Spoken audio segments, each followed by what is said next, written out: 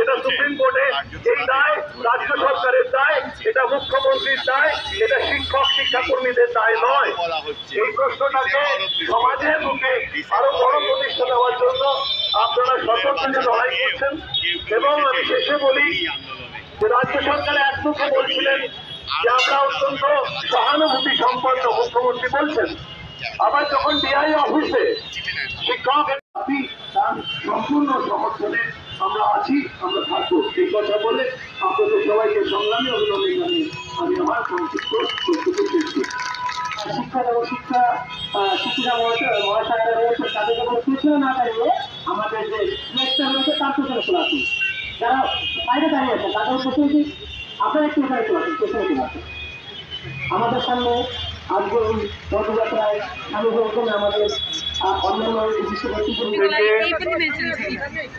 আপনাদের চাকরিতে পুনর্বহালের দাবিতে রাস্তায় নেমেছেন তাদের সবাইকে আমি আমার ব্যক্তিগত জায়গা থেকে সবাইকে আমি অভিনন্দন জানাই এবং এত বড় সামাজিক অন্যায় এবং রাষ্ট্রীয় অন্যায়ের বিরুদ্ধে আপনারা বুক চিতিয়ে দাঁড়িয়েছেন, সেজন্য আপনারা সম্বর্ধনা প্রাপ্ত, আপনাদের প্রাপ্য হয়ে আছে সম্বর্ধনা।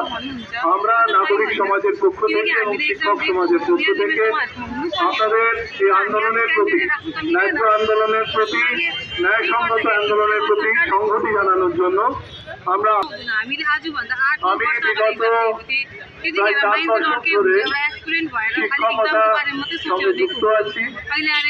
আমি শিলিগুড়ি মহাবিদ্যালয়ের ইংরেজি বিভাগের অধ্যাপক এবং আমার সুপার অ্যানিমেশন অর্থাৎ রিটায়ারমেন্টের সময়টা সামনে এসে গেছে। আমার মনে হচ্ছে একজন নাগরিক হিসেবে, মানুষ হিসেবে এবং আপনারা যারা হেঁটেছেন তাদের মধ্যে আমাদেরই প্রিয় ছাত্রছাত্রীরা রয়েছে। কেন হবে অধিকার মঞ্চ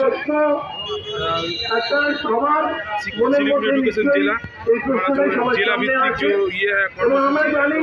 যে বিচার ব্যবস্থা পৃথিবীর সর্বত্র বিচার ব্যবস্থা আছে, তার পেছনে সবচেয়ে বড় বিষয় যেটা আছে সেটা ন্যাচারাল জাস্টিস। क्या मांग लेके उतरे हैं सर? অর্থাৎ স্বাভাবিক যে ন্যায়, যেটাকে ন্যায্যতা হিসেবে মানুষ মনে করেন, মানুষ সমাজ মনে করেন, ন্যাচারাল জাস্টিসের প্রশ্নটা কিন্তু সুপ্রিম কোর্টের রায়ের মধ্যে দিয়ে প্রতিফলিত হয়নি বলে আমি ব্যক্তিগতভাবে মনে করি এবং এই রায়কে আমি দুর্ভাগ্যজনক বলে মনে করি। গতকাল আমরা দেখলাম সেখানে মধ্য শিক্ষা পরিষদ থেকে, পর্ষদ থেকে একটি आपका नाम?